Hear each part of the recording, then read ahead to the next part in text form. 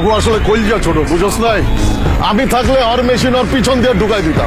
Latin Bangla super cup Argentina Bangladesh সন্ধ্যা ৭টায় প্রীতি ম্যাচ অনুষ্ঠিত হয়েছিল। সেখানে আর্জেন্টিনা ১, বাংলাদেশ ১-১ ড্র হয়েছে। সেখানে দেখা গেছে আজ বাংলাদেশ খুব সুন্দর খেলছে।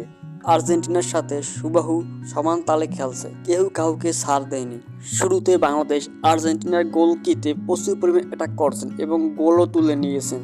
বাংলাদেশের প্রথম অর্ধ শেষে আর্জেন্টিনাতে বাংলাদেশ ১, আর্জেন্টিনা 0 ছিল।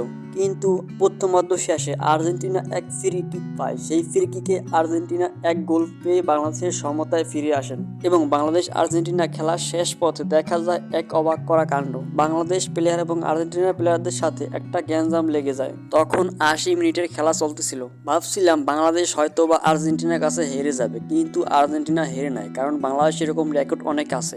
শেষ মিনিটে এসে গোল খেয়ে তারপর ম্যাচ হারে বা জেতা ম্যাচ সমতায় ফিরে, কিন্তু আজ সেরকমটা দেখা গেল না।